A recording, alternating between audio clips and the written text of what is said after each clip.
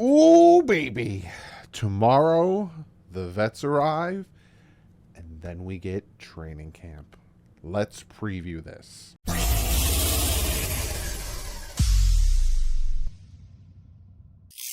What is up, Finn fan? Sorry if I look like a crazy person, but I could taste it. Football is almost here. I don't care that it's preseason. August 11th, I can do a flipping backflip. I'm so happy about it. Football. It's almost here. Miami Dolphins, Atlanta Falcons, Houston Texans, Jaguars. And then we get a little bit of a break. And then we send the sweet Mama Jamma over to LA to beat up on them Chargers. I cannot wait. So what we're going to do in this video is we're going to preview training camp. I'm going to talk about the rules of training camp. I'm going to talk about dates of training camp, important dates. I'm going to talk about overreactions, what to look for, pads versus not pads. I got so much to go over previewing training camp. I've been looking forward to doing this video. I've been doing a lot of research. Like, you should have saw the article, the literal rules that I read and took notes on, because there's a lot of rules for training camp. But before we jump into that, I have to shout out today's sponsor, and that is Clean the World. Sean Seipler has put together a fantastic organization called Clean the World, and what they do is they go around, and you've probably seen, I've actually seen stuff on TikTok, I've seen stuff on TV. He was on Kelly Clarkson talking about how he came about his company, where he was taking unfinished used bars of soap, cleaning them, repurposing them, and giving them to people that need it. Third world countries, natural disasters, homeless people on the streets. He and this organization are fantastic. They also do these kits that I have here. And here you have a toothbrush, you have soap, you have socks, toothpaste. There's the soap that they make. I'm more than happy that he is sponsoring us because of what he is doing and the great stuff he is doing. So if you go check out their website, cleantheworld.org, I will link it in the description, and go show some support. And thank you so much for sponsoring the video. So now let's jump into some of the rules of training camp. Well, first and foremost, Nick Needham is going to start training camp on the physically unable to perform list. We might get more people that are going to start training camp on the physically unable to perform list, possibly Trill Williams. The physically unable to perform list is just, we're gonna hold them back a little bit. Obviously, we know about Byron Jones, who was on the physically unable to perform list, and then he never got off of it. But you can come off of it at any point. So the fact that Nick Needham is starting it, I'm not too worried about it. So got that out of the way. Let's talk about rules. So obviously the Miami Dolphins tomorrow, their vets are going to be arriving. Now their rookies arrived last Tuesday. So this Tuesday it's the vets, and here are the rules. So day one of training camp, which I think for them, I don't know if it's gonna be tomorrow. It might be tomorrow, or it's the 26th, Wednesday. But day one is limited to physical exams, meetings, and classroom instruction. So like I told you guys, and if you notice when the rookies arrived, we got one player put to IR and the other one, on physically. I think he essentially didn't pass the physical. That's what they'll be doing tomorrow, is doing their physicals, meetings, classroom instruction. That's day one. Day 2 to day 5, so that is essentially Wednesday to Saturday. Day 2 to day 5, no live contact. Players on field no more than 3.5 hours. You can have 2 practice fields going on at the same time. One can be full speed, but only for 2 hours max, and the other has to be through like a walkthrough type thing, and they would essentially get the other 3.5 hours, so essentially an hour and a half. So essentially from the 26th, 27th, 28th, and 29th, it's more of just a run through and walk through, and you could do some speed stuff and here and there. For day 2 and day 3, there's helmets and shirts and jerseys. Day 4 and day 5, they got helmets and shells, which is kind of like shoulder pads, but not really, because they're not big, but kind of getting you used to it, right? Then after day 5, they can start doing physical contact stuff. They'll start wearing pads. They could do 2-a-days. Now, I know that last year, I don't think Mike McDaniel did any 2-a-days, but they can do 2-a-days. But the players cannot be on the field for more than 4 hours a day. So if they're going to do 2-a-days, it'd be like 2 hours. Then they have to take a 90-minute break and then another 2 hours. Padded practice a day for 2.5 hours max. So if they were to do a 2.5 hour practice, right, they would have to take a 90-minute break and then do an hour and a half. Yes. And then they're done for the day. So that's kind of the gist. Day one, they come in, they do their physicals, this, and that, classroom work. Hey, welcome back. Love you. All right. Then day 2 and 5, walk through stuff, kind of get in there, back in the groove here and there. Then after that, they could start doing helmets and pads and stuff like that. So that's the rules. I just wanted to tell you that because I know the 30th, it's open to you guys for the first time, and they'll probably be in pads on that day, I'm assuming, because that's day 6 of training camp. Speaking of that, important dates, right? So let me just minimize myself real quick so you can see what I'm looking at. So these are the important dates of training camp, right? July 30th. These are the days that are open to you guys. July 30th, 31st. So Sunday, Monday, Tuesday. They have off Wednesday, then Thursday, Friday, Saturday. So they get 1 day off out of the 7 days. These are open to you guys, right? And then that Saturday, August 5th, is a stadium practice. It's a scrimmage. And Friday is a members-only day, which is for the season ticket members. So, again, 10:30 for these. Sunday, July 30th, 31st, the 1st. Going to have off on Wednesday, August 3rd, August 4th, August 5th. Then they have off for a couple days, and they come back. Well, they probably don't have off, but it's closed off to you guys. August 8th and 9th is the joint practice with the Atlanta Falcons, and then nothing until the 23rd and the 24th. They will have joint practice with the Houston Texans on the 16th and 17th in between this little span here. But that's it's in Houston because we're playing in Houston the second preseason game. So if you want to go and see that, you got to be in Houston. And then one other important date, they used to do, like after the first preseason, no, back in the day, which seems like forever ago, but it isn't.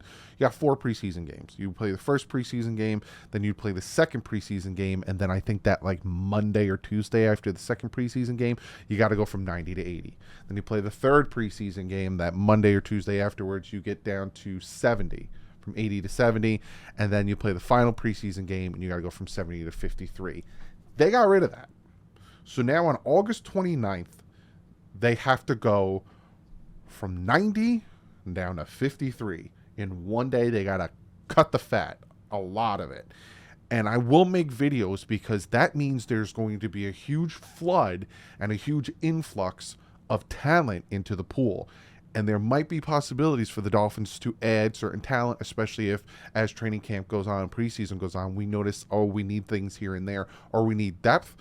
Huge flooding of talent into the free agency pool on August 29th when all these teams have to go from 90 to 53. They have to get rid of 37 players. So just imagine, take 37 and times it by 32. That's how many players are going to be entering the free agency. It's going to be absolutely nuts.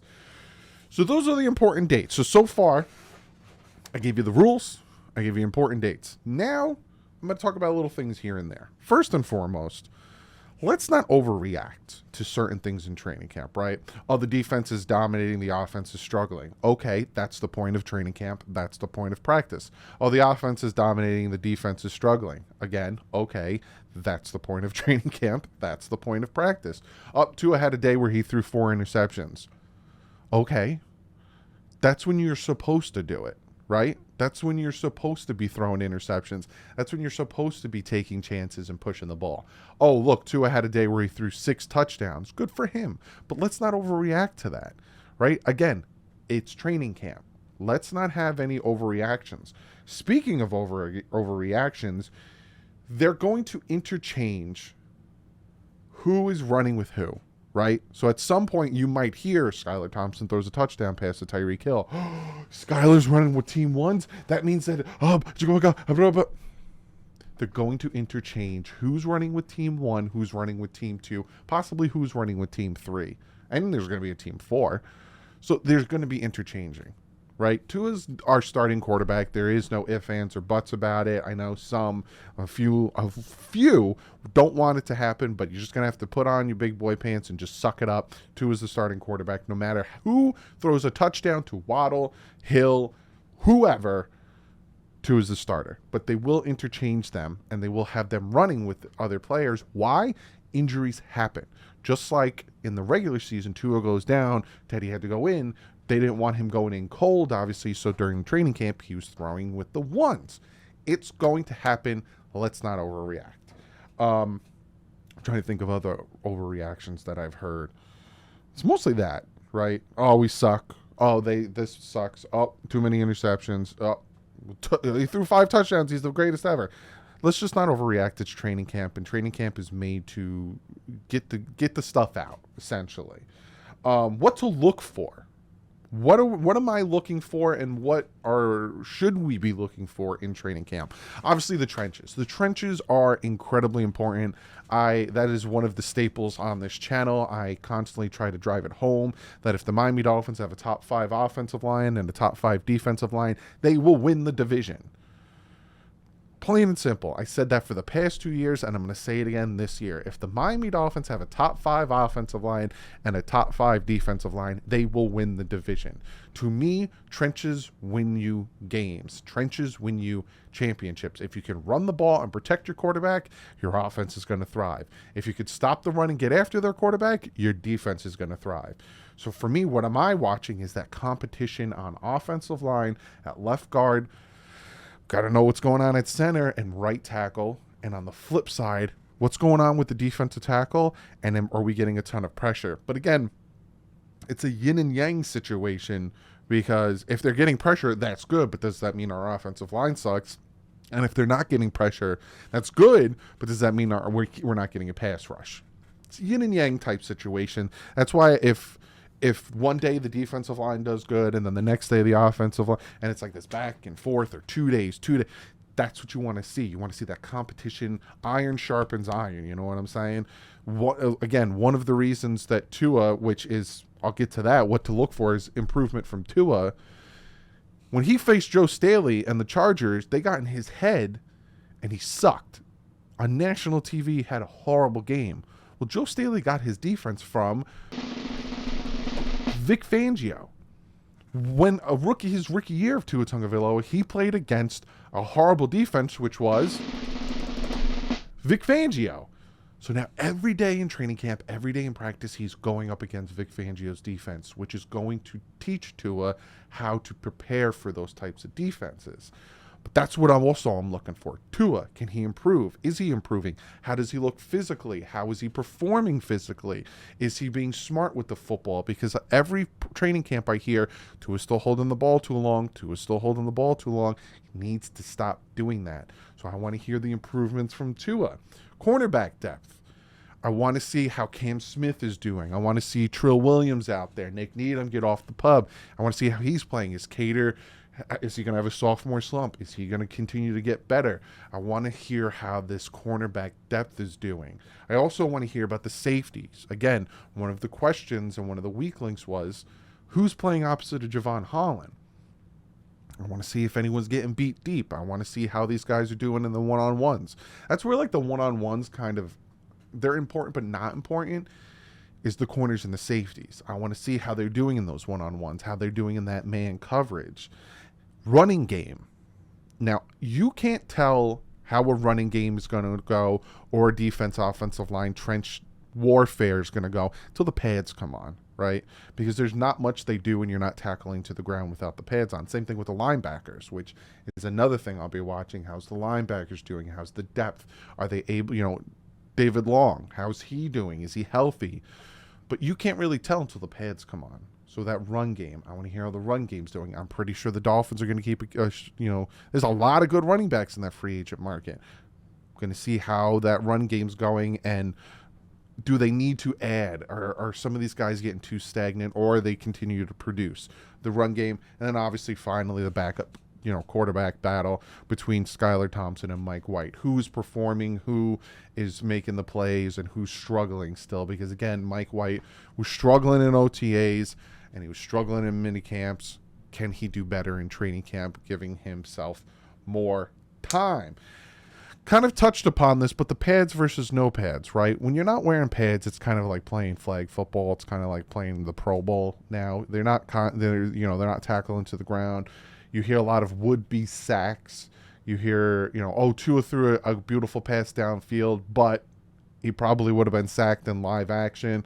You hear stuff like that. So with the pad, regardless if pads are on or off, you don't hit the quarterback. So, you'll still hear the would have been sack situation. But like the run game with the stop behind line of scrimmage, or, the, knockout balls and stuff like that, pads versus no pads, a little bit more serious, I guess you can say. And then the final thing I want to talk to you guys about, because I feel like, we went over the rules, the dates, overreaction, what we're looking for, pads versus no pads, interchanging first and second teams. Like, I got all these notes here of stuff I want to touch upon with my itchy left eye. Last thing I want to talk about to you guys, and this made me laugh last season, is recording practice, right? First and foremost, the Dolphins don't want you to record training camp. But obviously, people like me and other Dolphin fans that can't be there, and it's not even Dolphin fans that don't live in Florida or Miami, because some Dolphin fans probably can't make it because of work, or it got sold out so they can't make it. We kind of like, when that stuff comes out, especially from the Dolphins, we're like, oh, look at that. But you're not supposed to do it. And last year, a few of you guys emailed me because you guys were there, or you DM me on Twitter videos, and I shouted you out. I'll do the same thing this year. If you do record, and I'm not telling you to do it, but if you do it, and you send it to me, I'm going to shout you out. Before every training camp video, I'm shouting you out for sending me footage to use, because I appreciate the heck out of you guys. But I'm laughing because last year, literally one of the workers for the Miami Dolphins facility was standing in front of you guys saying, please do not record. We will ask you to put your phones away if you record, doing their whole spiel. And one of you guys who sends me the footage, which again I appreciate, was recording him saying that. So essentially you were recording the worker telling you not to record. It was just like the most ironic thing. So again, don't get yourself in trouble. Don't be like, ooh, I want to record practice because I want to get a shout out from Doug. Don't get yourself in trouble. But if you do record and you're like, hey, Doug, I did get some footage. Here you go. Please use it. I'm going to shout you out because you're amazing. And again, for people who can't make it, and again, it's not just I'm from Delaware, I'm from New Jersey, I'm from Boston, I'm from Connecticut, I'm from Ohio, LA. I can't. Even my people who live in Miami can't make it. We appreciate it. So I feel like that's a good rundown of the camp preview. Comment below. Let me know if you have any questions like about the rules and stuff like that. Comment below and I will do my best to get to your questions and answer it. Like, I do my best to try to get through all the comments. But yeah, that's what I pretty much got for you. I feel like this is a good preview for training camp, which starts tomorrow. So I will be giving you, after today, you will be getting training camp videos. And my training camp videos, that's another little preview I give you. They can be long, depending on how the day is. I follow every beat writer that covers the Dolphins, regardless if I feel like they're a little biased or not. I follow them because I want every angle. Sometimes beat writers are on one side of the field and the other beat writers are on the other side. So they get, I remember last year, it was a deep touchdown pass and one guy tweeted it out. Oh, Tua just threw a 60-yard touchdown pass to, and he said, let's say Sherfield. And then another guy who was where the catch happened said, no, Tua threw a deep touchdown pass to Craycraft. It's because he saw who caught it, but the other, you know what I'm saying? So I follow everyone, and I take pages on pages on pages of notes of what happened on the field So I give it to you. So sometimes the videos might be 15, 20 minutes. Sometimes they may be 30, 40 minutes. But I'm doing my best, and I will give you all the information that happened at training camp, from plays on the field to who's there, who's not there, to player interviews. And obviously we start every training camp day with Mike McDaniel interviews. So prepare yourself, because after today, training camp starts, and you're getting every training camp video I can give you, because I love you guys. And then I'm going to do previews for the preseason games, because it gets you in the mood and starts to get you used to how the season's going to be. And we'll recap the preseason games. I'm going to live stream all 3 preseason games. This is it. Here we go. Crazy town for this channel. And I hope you enjoy it. I hope you're subscribed, and let's get it. But like usual, stay classy. Offense out.